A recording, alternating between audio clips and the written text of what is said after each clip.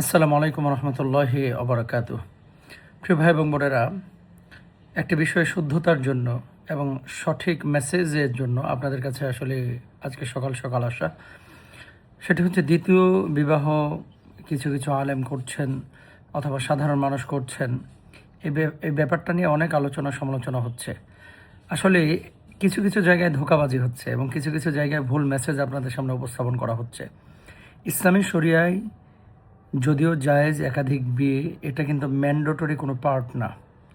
আল্লাহ তাআলা যেখানে কোরআনুল কারিমে বলেছেন ফানকিহু তাবা লাকুম মিনান নিসাই মাসনা ওয়া সুলাসা ওয়া রুবা, যে 2, 3, 4 বিবাহের কথা আল্লাহ সুবহানাহু ওয়া তাআলা বলেছেন, যাদের সামর্থ্য আছে তারা করতে। এরপরে কিন্তু আল্লাহ বলেছেন ফা ইন খিফতুম আল্লাহ তাআদিলু, যদি ইনসাফ কায়েম করতে না পারো, যদি আশঙ্কা করো যে সবার মধ্যে সমতা প্রতিষ্ঠিত করতে পারবে না, তাহলে একটার মধ্যেই ক্ষান্ত থাকো বা একটা নিয়েই যথেষ্ট থাকো। এখন কথা হচ্ছে, আপনি যে ফ্ল্যাটে থাকবেন প্রথম বউ নিয়ে, দ্বিতীয় বউকে কিন্তু এমন ফ্ল্যাটই দিতে হবে।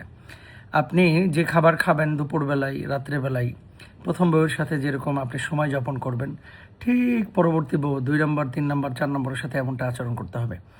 বাংলাদেশের প্রেক্ষাপটে যেখানে আপনার অনেক মানুষকে স্ট্রাগল করতে হচ্ছে চরম লেভেলের এক বউ বাচ্চা নিয়ে স্বাভাবিকভাবে চলাচল করার ক্ষেত্রে, সেখানে আপনি একাধিক বিয়ে করছেন, এটা আপনার সামর্থ্য থাকলে আপনি করতে পারেন।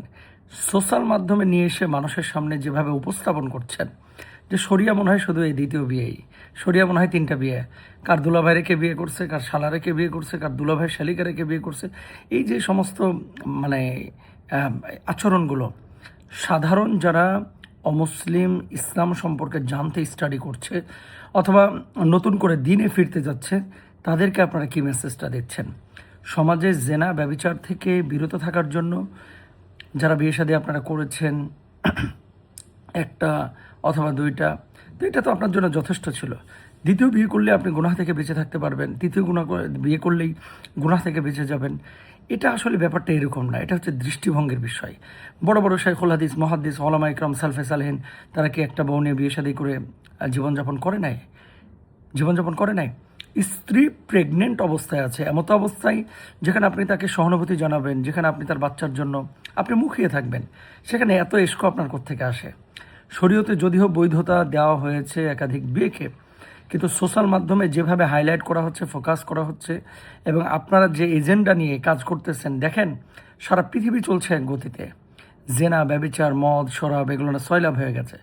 অবশ্যই এই জন্য আল্লাহ রসুল সাল্লাল্লাহু আলাইহি ওয়াসাল্লাম বিয়ে শাদী যুবকদেরকে, যুবতীদেরকে করতে বলেছেন। কিন্তু শরীয়তের একটা ইস্যুই কি পৃথিবীতে আছে? আর কোনো ইস্যু নেই। কিছু মানুষকে দেখা যায় 24 ঘন্টা এদের টার্গেটই হচ্ছে এই যে একাধিক বিয়ে, দ্বিতীয় বিয়ে, 3 নম্বর বিয়ে, কার বউকে কে বিয়ে করেছে, এগুলো নিয়ে অতি উৎসাহী। এবং সোশ্যাল মাধ্যমের এই জামানায় যদি পাবলিক পালস আপনি বুঝতে না পারেন, দেখেন তো দিনের এই যে আপনি যে একাধিক বিয়ে করেছেন, এটাতে দিনের বিশাল বড় কি বিজয় হয়ে গেছে? আরে ভাই, আপনার প্রয়োজন থাকলে আপনি গোপনে করেন না। গোপনে বলতে আপনি আপনার গণ্ডির মধ্যে থাকে করেন, আমি বলছি না চুরি করে। কিন্তু এইভাবে মিডিয়ায় ফোকাস করা, গর্বের সাথে বলা, আরও অন্যান্য শরিয়ার অনেক বিষয় আছে, সেই বিষয়গুলো কেন আপনারা ফোকাসে নিয়ে আসেন না? আর এটাই কি মূল এজেন্ডা? যেখানে ইরানে মুসলিমরা মার খাচ্ছে, মুসলিম বিশ্ব সংকটের মধ্যে আছে, সেই জায়গাগুলোতে বাংলাদেশের মুসলমানরা সুদ, ঘুষ, জেনা, ব্যভিচার সব কিছু একেবারে ম্যাসাকার হয়ে গেছে। সেই জায়গাগুলোতে আপনি উন্মুক্তভাবে অনেক কাজ করছেন, আপনি করবেন। আপনার তো সুদূর প্রসারী কিছু প্ল্যান, প্রোগ্রাম এবং এগুলো নিয়ে আপনার ফিকির করা উচিত ছিল, তাই না?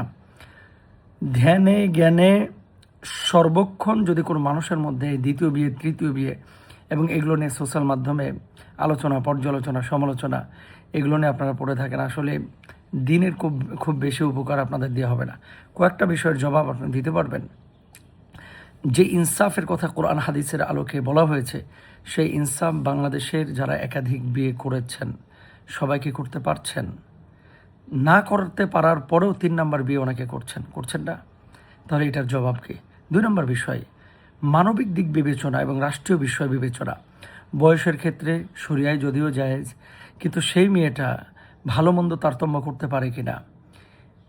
তারপরে আপনার আশপাশের যে পারিপার্শ্বিক অবস্থা, যেহেতু এই দেশটা তো ইসলামিক দেশটা, এটা তো আফগানিস্তান না, এটা তো পাকিস্তান না। এই দেশের মানুষের মেন্টালিটি, এই দেশের মানুষের সেন্টিমেন্ট যারা এখনও দিন বোঝে না, তো আপনি যখন হুট করে একটা সিদ্ধান্ত নেবেন, সোশ্যাল মাধ্যমে জাতীয় সমস্ত গণমাধ্যমগুলো যখন এভাবে নিউজ করলো, পাবলিকের কাছে মেসেজটা কি গিয়েছে এবং ইসলাম সম্পর্কে মানুষের ধারণাটা কি হচ্ছে, এটা যদিও উদারতা ইসলাম দিয়েছে, এটা ইসলামে ম্যান্ডেটরি কোনো পার্ট না।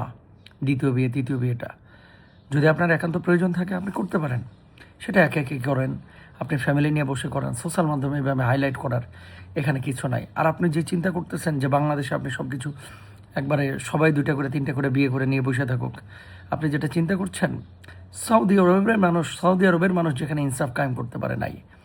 আফগানিস্তানের কথা আপনারা এত বারবার বলেন, ভেতরের খবর কি আপনারা জানেন যে কয়জন মানুষ ইনসাফ কায়েম করছে? আমরা দ্বিতীয় বিয়ে, তৃতীয় বিয়ে যার প্রয়োজন আছে সেটার পক্ষে, কিন্তু ইনসাফের প্রশ্নে যেহেতু আল্লাহ বলেছেন ফাইন কিফতুম আল্লাহ তাহদিলু ফাওয়াহিদা, যদি ইনসাফ কায়েম করতে না পারো তাহলে একটা নিয়ে খেলতে থাকো। যারা আশপাশে করেছে কয়জনে ইনসাফ কায়েম করতে পেরেছে? কয়জনে? একটু দেখায়েন। তারপরে এই সমস্ত বিষয়গুলো নিয়ে সোশ্যাল মাধ্যমে ফোকাস করেন। আমরা চাই, দিনের অসংখ্য বিষয় আছে এই পৃথিবীর বুকে যেগুলো নিয়ে আরও মাথা খাটানো, চিন্তা, গবেষণা এবং সেগুলো নিয়ে ফিকির করা উচিত। যে দেশের মানুষ এখনও নামাজ পড়ে না, এখনও ঢিলাকলপ পড়ে নেয় না, একামতে দিনের ব্যাপারে যাদের কোনো ফিলিংস নাই, অনুভূতি নাই, যে দেশের মানুষ নামাজ পড়ে, সুদ খায়, ঘুষ খায়, জেনা করে, হ্যাঁ, সে দেশের মানুষের মধ্যে আপনি হুট করে দ্বিতীয় বিয়ের এই বিষয়টাকে হাইপ তুলে সারা দেশের মধ্যে আপনি বিশাল খেদমা আঞ্জাম দেবেন, এটা সম্ভব না। এই জন্য একটু মাথা খাটায় কাজ করতে হবে। খালি জায়েজ বলে আপনি সামনে নিয়ে চলে আসবেন, এগুলো আসলে উচিত না। আল্লাহ